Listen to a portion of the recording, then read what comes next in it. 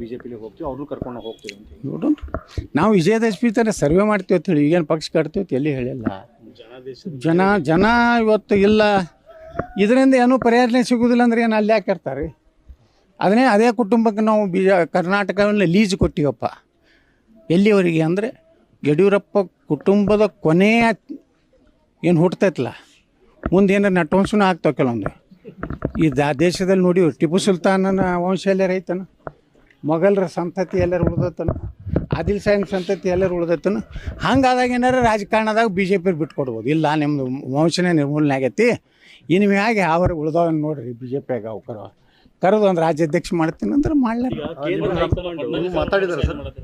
ರಮೇಶ್ ಜಾರಕಿಹೊಳಿ ಮಾತಾಡಿದಾರೆ ನಿಮಗೆ? ನಾವೆಲ್ಲ ಮಾತಾಡ್ಕೋತಿದ್ದೀವಿ, ನಾವು ದಿನನಿತ್ಯ ನಾವೆಲ್ಲ ಆತ್ಮೀಯತೆ. ಹೈಕಮಾಂಡ್ ಜೊತೆ ಮಾತಾಡಿದ್ದೀನಿ ಇಲ್ಲ, ಅವ್ರು ಮಾತಾಡಿರ್ಬೇಕು, ನಾ ಏನು ಯಾರು ಕೂಡ ಮಾತಾಡೋದಿಲ್ಲ. ಏನು ನಾ ಎಲ್ಲಿಯೂ ಹೋಗಿ ಕೈ ಮುಗಿದಿಲ್ಲ. ಮತ್ತು ನಿಮ್ಗೆ ತಲೆಯಾಗಿರು ಇಲ್ಲಿ ಮೀಡಿಯಾದವ್ರ ತಲೆಗೆ ನಾ ಎಲ್ಲರೂ ಹೋಗಿ ಕ್ಷಮೆ ಬೇಡೀನಿ. ನಾ ಕ್ಷಮೆ ಬಿಡು ಮಗ ಅಲ್ಲ. ನಂದು ರಾಜಕೀಯ ಇವತ್ತೇ ಅಂತಾದರೂ ಪರವಾಗಿಲ್ಲ. ಈ ಉಚ್ಚಾಟನೆ ಬರೀ 6 ವರ್ಷ ಬೇಡ, 60 ವರ್ಷ ಹಾಕಲಕ್ಕ. ನಾ ಏನು ಹೋಗಿ ಪ್ರಧಾನಮಂತ್ರಿ ಮುಂದೆ ಕೈ ಜೋಡಿಸಿ ಜನರ ಕೆಲಸ ಇತ್ತಂದ್ರೆ ಹೋಗ್ತೀನಿ, ಪ್ರಧಾನಮಂತ್ರಿಗಳ ಬಳಿ ಹೋಗ್ತೀನಿ. ಈ ರಾಜ್ಯಕ್ಕೆ ಅನ್ಯಾಯ ಆದಾಗ ನಾನು ಮಾತಾಡೋವನೇ, ಹಿಂದಕ್ಕೂ ನಾನು ಮಾತಾಡೀನಿ. ರಾಜ್ಯದ ಏನು ಪ್ರಭಾವ ಬಂದಾಗ ನಮಗೆ ಇನ್ನೂ ಕೊಟ್ಟಿದ್ದೆಯಲ್ಲ ಪ್ರಧಾನಮಂತ್ರಿಗಳು, ಅವಾಗ ನಾನು ಮಾತಾಡೀನಿ, ಈಗಲೂ ಮಾತಾಡ್ತೀನಿ. ಈಗಂತೂ ಪೂರ್ತಿ ಫ್ರೀ ಇದ್ದೀನಿ. ಅವ ಹೇಳ್ಯಾನಲ್ಲ ವಿಜೇಂದ್ರ, ಪೂರ್ತಿ free, I am full free. ಈಗ ಯಾವ ಮಕ್ಕಳದೂ ಬಿಡೆಯಲ್ಲ. ಈಗ ಓನ್ಲಿ ನನ್ನ ಮ್ಯಾಗ ಬಿಡೈತಿದ್ದು ಬಿಜಾಪುರ ನಗರ ಮತಕ್ಷೇತ್ರದ ಜನರು ಮತ್ತು ರಾಜ್ಯದ ನಮ್ಮ ಹಿಂದೂ ಕಾರ್ಯಕರ್ತರು ಅಷ್ಟೇ ನನ್ನ ಮ್ಯಾಗ ಆಶೀರ್ವಾದ. ಯಾವ ಲೀಡರ್ಗಳದ್ದು ನನಗೆ ಬೇಕಾಗಿಲ್ಲ. ಆಗ್ತದೆ, ಆಗಲೇಬೇಕು ರೀ. ಅಂಥ ಹೋರಾಟ ಮಾಡಿದ್ದಕ್ಕೆ ಹೊರಗೆ ಹಾಕ್ಯಾರ ನನಗೆ. ಒಕ್ಕಪ್ ಹೋರಾಟ ಮಾಡಿದೀವಿ, ಅದಕ್ಕೆ ಅವ್ರಿಗೆ ಬ್ಯಾನ್ ಆಯಿತು. ಕೃಷ್ಣಾ ನದಿ ನೀರಾವರಿಗೆ ಹಣ ಕೇಳಿದ್ವಿ, ಅವ್ರಿಗೆ ಬ್ಯಾನ್ ಆಯಿತು. ಯಡಿಯೂರಪ್ಪ ಕರೋನಾದಲ್ಲಿ ಮಾಡಿದಂಥ ಭ್ರಷ್ಟಾಚಾರ ಬಗ್ಗೆ ಮಾತಾಡಿದ್ವಿ, ಅದು ಬ್ಯಾನ್ ಆಯಿತು. ಇವೆಲ್ಲ ಕಾರಣದಿಂದ ನಾನು ಹೊರಗೆ ಹಾಕಿರ್ಬೋದು. ಆದರೆ ಜನರ ಮನಸ್ಸನ್ನು ಹೊರಗೆ ಹಾಕ್ಲಿಕ್ಕಾಗೋದಿಲ್ಲ. ನಿಮಗಲ್ಲಿ ದುಡ್ಡು ಇರ್ಬೋದು, ಒಂದಿಷ್ಟು ಮ್ಯಾನೇಜ್ ಮಾಡ್ತಿರ್ಬೋದು, ಆದ್ರೆ ಅಷ್ಟಕ್ಕೇ ಯತ್ನಾಳ್ ಮುಗಿತಾನೋ ಅಂತಂದ್ರೆ ತಲೆನೇ ಕಟ್ಸೋಬೇಡ್ರಿ ಮಾಧ್ಯಮದವ್ರು. ನಾಳೆ ನೀವೇ ನಾನು ಪ್ರಮಾಣ ವಚನದಾಗ ಹಿಂಗೆ ಹೊಡಿತೀರಲ್ಲ, ಭಾರಿ ಕರ್ನಾಟಕದ ಏನು ಅರ್ಜುನ, ಕರ್ನಾಟಕದ ರಾಮ, ಎಲ್ಲ ರಾಮನೂ ತೊಗೋತೀರಿ, ಅರ್ಜುನೂ ತೊಗೋತೀರಿ, ಕೃಷ್ಣನ್ ತೊಗೋತೀರಿ. ಪ್ರಮಾಣ ವಚನ ಏನಂತ ಹಿಂದುತ್ವ ಗೋಮಾತೆ ಮೇಲೆ ತೊಗೋತೀರಿ. CM ಆದ ಮ್ಯಾಗನೇ ನೋಡ್ರಿ, ಕರ್ನಾಟಕ ಇಡೀ ನನಗೇನು ಆಸೆ ಇಲ್ಲ, ಲೂಟಿ ಮಾಡ್ಬೇಕು ಅನ್ನೋ ಆಸೆ ಇಲ್ಲ, ದುಡ್ಡು ಗಳಿಸ್ಬೇಕಂತ ಇದ್ರೆ ಟೊತ್ತಿಗೆ ನಾನು ಎಲ್ಲ ಕರಪ್ಷನ್ ಚಾರ್ಜ್ ತೆಗಿತಿದ್ರು, ಬಿಡ್ತಿದ್ದ. ಯಡಿಯೂರಪ್ಪ ಬಿಡ್ತಿದ್ದ, DK ಶಿವಕುಮಾರ್ ಬಿಡ್ತಿದ್ದ. ಏನು ಚಂಡೊಂದು ಸಿಕ್ಕಿಲ್ಲ, ಸುಮ್ಬಿಟ್ಟಾರ. ನಾನು CM ಆದ್ಮೇಲೆ ಪ್ರಮಾಣ ವಚನ ಸ್ವೀಕಾರ ಮಾಡ್ತಾರೆ. CM ಆಗಿತ್ತು ಹೋಗ್ತಿರೋ ಅಥವಾ ಮಂತ್ರಿ ಆಗ್ತಿರ್ತೀರ ಅಂತ? ನಾ ಮಂತ್ರಿ ಆಗೋದೇ ಇಲ್ಲ ಅಂತ ಹೇಳಿಲ್ಲ. ನಾ ಆದ್ರೆ CM ಇಲ್ಕಂದ್ರೆ MLA ಆಗೇ ಇರ್ತೇನೆ.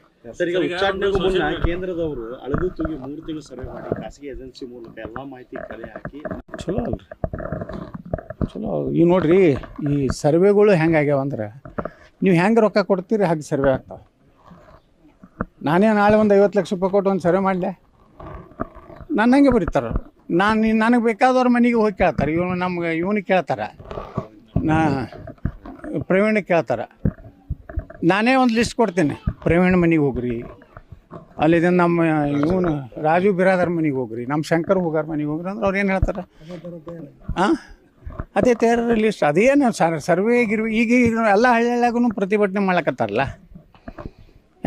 ಏನು ಅವ್ರಿಗೆ ರೊಕ್ಕ ಕೊಟ್ಟು ಕಳಿಸಿನಿ. ಇವತ್ತು ಬಬಲೇಶ್ವರ್ನಾಗ ಒಂದೇ ನೀವು ಪ್ರತಿಭಟನೆ ಮಾಡಿದ್ರೆ ನಿಮ್ಗೆ ನೋಡ್ತೀನಿ ತಂದಿದ್ದು. ಇವತ್ತು 2 ಲಕ್ಷ ರೂಪಾಯಿ ಅವ್ರಿಗೆ ಒಳ್ಳೆ ಮಾಡಿ ಇವತ್ತು ಪ್ರತಿಭಟನೆ ಮಾಡಿ ಈಗ ತಾಳಿಕೋಟೆ ಒಳಗೆ ಮಾಡ್ತಾ ಇದ್ದಾರೆ.